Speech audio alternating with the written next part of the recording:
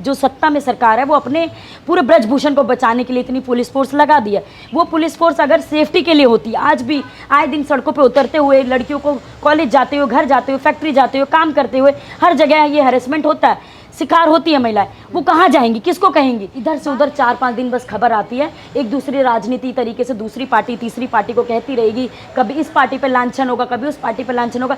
बस उन लड़की का वही वजूद रह जाता है कि 4 दिन अखबारों में आएगी, 4 दिन पार्टियों का मुद्दा बन जाएगा, उसके बाद उसको न्याय नहीं मिलता है। बस सरकार को झुकना पड़ेगा और ये मानना पड़ेगा कि महिलाएं जब सड़कों पर उतरती हैं तो इतिहास में करवटें बदलती है, इतिहास में पन्ने बदले जाते हैं।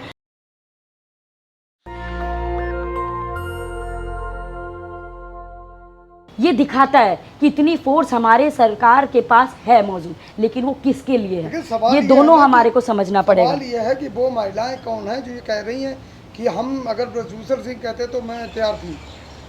देखिए, ये जो इस तरीके से टिप्पणियां की जा रही है, ये सीधा सीधा साफ नज़र आता है कि इस तरीके की बातों को बार बार कहने के लिए कमज़ोर जो सत्ता में सरकार है वो अपने पूरे ब्रजभूषण को बचाने के लिए इतनी पुलिस फोर्स लगा दी है। वो पुलिस फोर्स अगर सेफ्टी के लिए होती, आज भी आए दिन सड़कों पे उतरते हुए लड़कियों को कॉलेज जाते हुए, घर जाते हुए, फैक्ट्री जाते हुए, काम करते हुए हर जगह ये हैरेसमेंट होता है, शिकार होती है महिलाएं, वो कहाँ जाएंगी, किसको कहेंगी?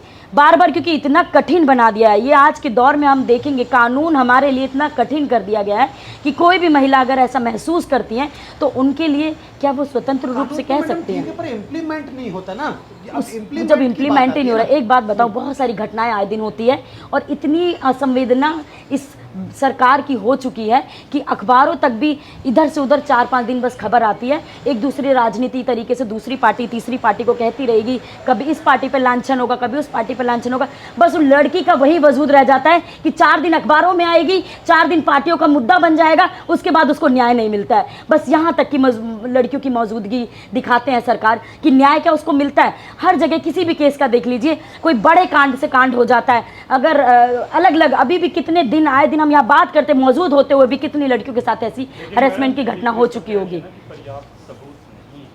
देखिए, ऐसी बात नहीं है, पर्याप्त सबूत नहीं है, बहुत सारी चीज़ें रेसलर्स के पास वीडियोस में मौजूद है, लेकिन उस तरीके की चीज़ों को कैसे माना जाए? कई वाली फ़ोटोज़ भी आप देखोगे जो पुलिस भी है, मान लो अगर पुलिस भी जिस तरीके से एंगल बदलती है, कोई महिला अगर विक्टिम है, अस्पताल में जाके अपना चेकअप भी कराती है, तो वो कैसे तय करता है कि वो रिपोर्ट सही है कि गलत है? पर बीजेपी तो हमेशा कहती है बेटी बचाओ बेटी पढ़ाओ, तो पर बीजेपी पर इतना देखिए, ये नारा तब अच्छा लगता जब बेटी बचती और बेटी पढ़ती। ये नारा अभी मौजूदा सरकार के पास सिर्फ बोलने मात्र के लिए, सिर्फ चुनावी वादे के लिए। बेटी ना तो बच रही है ना तो पढ़ रही है। किस तरीके से बेटी, पहली बात अगर हैरेसमेंट का शिकार हो रही है तो वो आगे आके बोलना चाहती है। पहली बात तो बहुत संकट भरे दौर में आगे निकल नहीं पाती है, बोल नहीं पाती है। अगर वो बोलना भी चाहती है कि हमारे साथ ऐसा हुआ है, उसको बार बार हैरेसमेंट का शिकार होना पड़ता है, बार बार उनको इतना परेशान कर दिया जाता है, इतना कठिन भरा रास्ता कर दिया जाता है कि वहीं से लौटते हुए उस महिला को मजबूरन ये सोचना पड़ता है कि शायद हमें न्याय नहीं मिलेगा। उसके बाद अगर कोई पढ़ने वाली महिला जैसे तैसे संघर्ष करके 12वीं के बाद बीए में पहुंच रही है, शिक्षा को बेच दिया गया है, शिक्षा को बड़े बड़े पैसों से उसकी फ़ीस बढ़ा दी गई है, तो अमूमन परिवारों से आने वाली महिलाएं जो बस्तियों से आती हैं, इलाकों से आती है, या गांव देहातों में वो एजुकेशन क्या पहुंच रही है, जो उन महिलाओं को पता चले कि सम्मान हमारे लिए न्याय है क्या, नहीं पता चल रहा। ना तो बेटी पढ़ रही है ना तो बेटी बच रही है। ऐसे ऐसे गांव देहातों में दूर दूर तक स्कूल नहीं है, इतने इलाकों मतलब 5-5, 6-6 किलोमीटर तक गांव से निकलते हुए, पहली बात तो पढ़ने जा रही है, उस दौरान भी उसके साथ हैरेसमेंट हो रहा है, तो वो सेफ्टी वो भी मायने रखता है। वो सेफ्टी कौन देगा? वो सेफ्टी का दौर जिस तरीके से सरकार हमारे तक पहुंचा नहीं रही है, उस तरीके के मामलों में सरकार किसके साथ है? बस नेता जो है सिर्फ दिखाई देते हैं। तो मिली है बड़े बड़े लीडरान से, जो भाजपा के लीडर हैं, उनसे तो उनकी मीटिंग हुई है, 15 तारीख का टाइम भी मांगा है।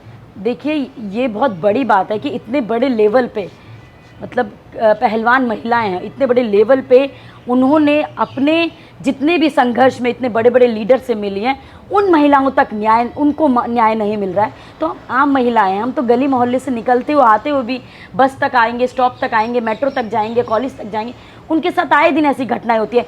हम ये आज के लिए बहुत मतलब बहुत बड़ा दुखद बात है। आपको लग रहा है महिला महापंचायत से कुछ असर पड़ेगा, कुछ सुनवाई होगी आपकी? देखिए, हम लोग लगातार संघर्ष कर रहे हैं और इसलिए भी आज इकट्ठा हुए कि हम लोग अपने संघर्ष पे विश्वास करते हैं, हम लोग अपने साथ पे विश्वास करते हैं और ये साथ उन्हीं का साथ है जो न्याय पसंद महिलाएं हैं और न्याय पसंद लोग हैं, जो अभी इस दौर में समझ रहे हैं कि भले संकट भरा दौर है कि हमें न्याय नहीं मिल रहा है, जस्टिस मिलने पे बहुत देरी होती है, इस तरीके से कानूनी व्यवस्था जो होने के बावजूद भी किसी और के पक्ष में आज न्याय दिखाई देता है, ना कि महिला के सम्मान और महिलाओं के न्याय के लिए।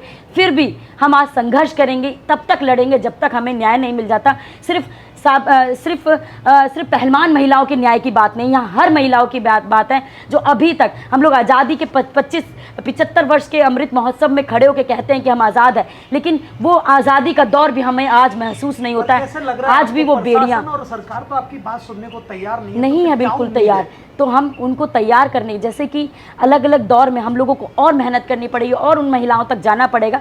उन सभी महिलाओं को जो अभी तक न्याय से वंचित रह पाई हैं, वो बार बार संघर्ष करते हुए थाने तक पहुंचती हैं, उनके बीच में उनको अटैक कर दिया जाता है। बयान देने जाती हैं किसी अदालत में, उनके बीच में उसको अटैक करके हटा दिया जाता है। कोई पीड़िता होती है, रातों रात जला करके उनकी बॉडी को जला दिया जाता है, उनके सबूतों को ख़त्म कर दिया जाता है। उनके भी न्याय की बात है और ये सरकार से हम चुनौती दे के कहेंगे कि हम तब तक नहीं रुकने वाले हैं। हम इतने बड़े पैमान में खड़े होंगे कि किसी दिन उनको झुकना ही पड़ेगा और हमारे को हर सब महिलाओं को न्याय देने के लिए उनको आना ही पड़ेगा। और इस तरीके के कानूनों को जो सिर्फ खोखले तौर पर बस दिखाने के लिए पेश कर दिया है, उनको लागू करवाना पड़ेगा। और वो हम लड़के अपने दम से, हम संघर्ष पे विश्वास करते हैं।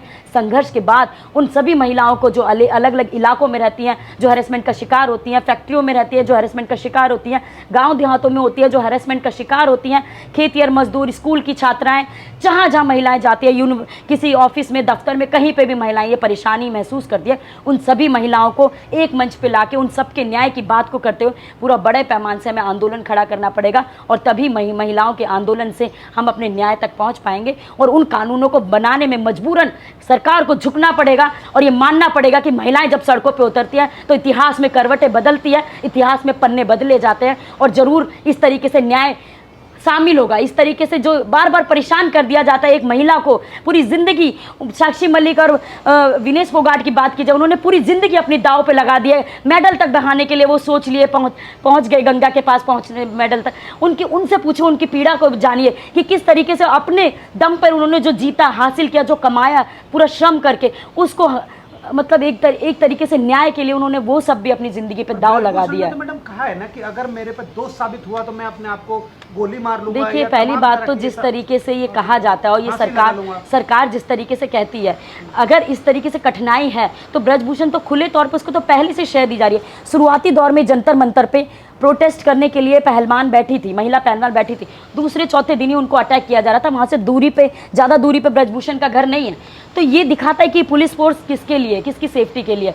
तो सरकार के राजतंत्र में जब भी कोई रेपिस्ट या जब भी कोई आरोपी होता है, वो सरकार उसको सह दे के उसको बचाती है। और ये आज का केस नहीं, इतिहास में कई केस है।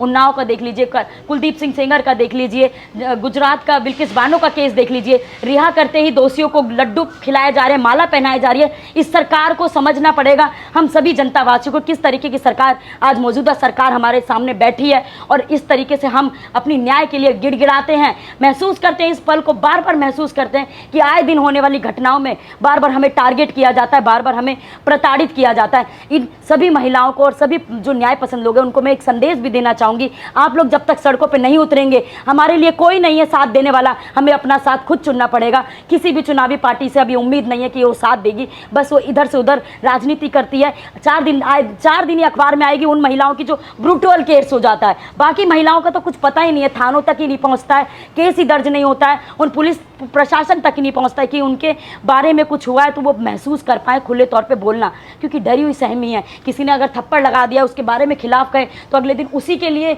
उसकी जान का खतरा बन जाता है। तो ये सरकार इस तरीके की व्यवस्था को जन्म दे चुकी है, अपनी जड़ें फैला चुकी है। उन जड़ों को काटने के लिए तमाम इलाकों की, तमाम गाँव की, पूरे भारतवासी की महिलाओं को आना पड़ेगा और एकजुट इस संघर्ष के साथ आना पड़ेगा। तभी हम अपने लिए स्वतंत्र रूप से फिर कहेंगे हम आज़ाद हैं। आज हम आज़ाद नहीं हैं, भले हम 75 वर्ष आज़ादी का अमृत महोत्सव मनाते हैं, हम महिलाएं बिल्कुल आज़ाद नहीं।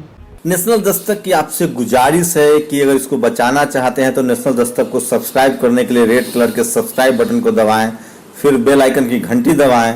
नेशनल दस्तक को बचाने के लिए बहुत जरूरी है कि हर खबर को शेयर करें, लाइक करें, कमेंट जरूर करें।